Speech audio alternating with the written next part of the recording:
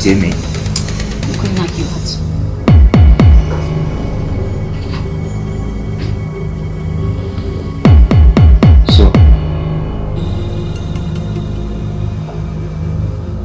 Swahili.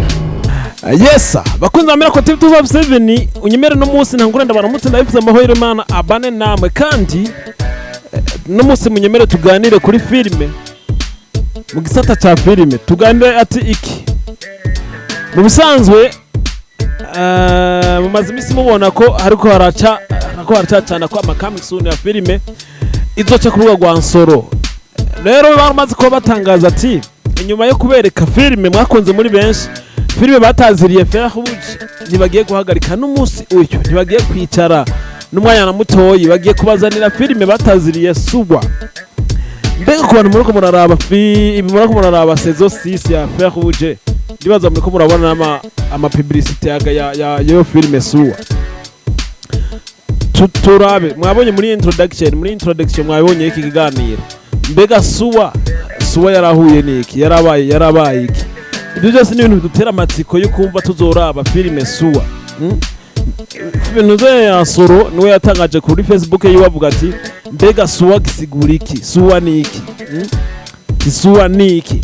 Nawe kwibaza Suwa ni iki? Ariko twamaze kubona ko kumenga Suwa ujya muntu yatazira Suwa yahamagara Ribat amuhamagara go bro tumvikane ko ari brother wiwe birumvikana ko ari brother wiwe. Mbega yahuye niki? Biboneka ko Suwa yari yaragiye yarasohotse, biboneka ko Suwa yari yarasohotse yari yaragiye mu rugo ariko bamuzaniye complication. Mbega complication bayimuzaniye kubera iki? Yagize iki? Yashwanye n'umugabo yakoze ibiki? Ko mbona umenga aje mu rugo kwa Ribat yari karagwirwa na sheri wiwe nubo baraka kumenga ni sheri wiwe ariko Suwa nawe yinjiye Ribat arakangutwe amubaza ati Suwa amuhamagaye intoro zingahe ati Suwa nikiki kikuzanye ngaha amwaka urupapuro yari afise arakangukwa ati Suwa nikiki kigutumye bakurungikira convocation ariko Suwa biboneka nyine ko ababaye none nikiki kintu cyatumye Suwa murungikira convocation uri kuranaraba kandi ubona ko Ribat asa n'uri kumwe n'uwo kwita nka nyina wiwe nka mere wiwe. Mbega iyi filime Suwa yari yakoze iki cyotuma ahabwa convocation? Ino filime rero ndakubwira ati iyi filime izobonekamo ibihangange muri filime abakinyi ba filime. Ndabibutsa gatoyi mwarabonye igihe Ribat apostinga foto ari kumwe na Nduwayo Abel bari kumwe batangura kupostinga bavuga ati ibikorwa by'aba legend. Mwarabonye kandi murabona ko rero ino filime Abel azoba ayirimwo azoba ari tonto wa Happy muramuzi muri filime Ferrouge azoba ari tonto wa Happy. Ino filime iriko karizo uri kumwe izo birimo n'igihangange muri filime ariwe Ribat nawe azoba arimwo muri no filime. Turamenye izina ry'iwazo ngena azamwita sinzi ko ari Nsoro sinzi ko ari Ribat nyene sinzi ko ari inde sinzi mugabo ntiturarumenye izina ariko turamuzi ni cyamamare ni Ribat ni Ira ni Nsoro mwita amazina yose ushaka menshi ariko muri filime Suwa ntituramenya ngena azamwita. Rero akabijya biboneka ko Ribat azoba aje mu ishusho y'umuresponsable.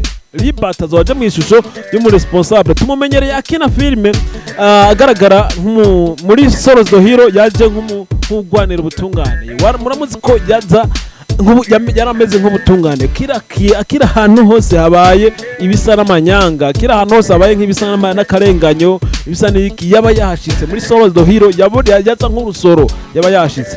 Muri Ferrouge naho nyene biboneka ko ari umuntu w'umunyamahoro adashaka imishwano imijyano n'iki nubwo byagiye bimucanga bimubera ibibazo byinshi ku isi rya Ferrouge mura ko ibibazo ariko mwarabonye naho nyene ko ari umwana bashaka kugwanira ubutungane ashaka kugwanira amahoro none muri filime Suwa ubu naho akabaje nk'umuresponsable umupapa mu rugo murumva ko akabijya nitwe tumumenyereye muri ino shusho ariko aje mu shusho kabisa y'umupapa. Mbega we wumva gute ino filime urugero rungana gute izo biryoshemwe? Ibyo byose ni ntushaka kunyandikira muri commentaire nimba ukunda filime za Nsoro, nimba ukunda filime ndundi, nimba ukunda filime zandikwa n'abana b'abarundi kuko barabizi kabisa.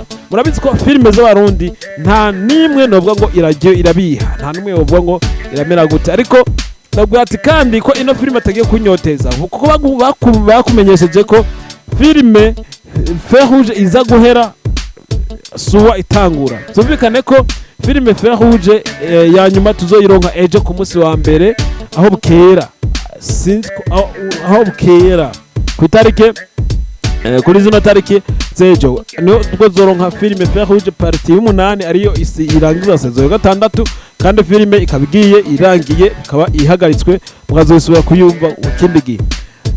Okay, ku munsi wa mbere tariki 6 byumvikane ko hazoba havuye ngo Pasika.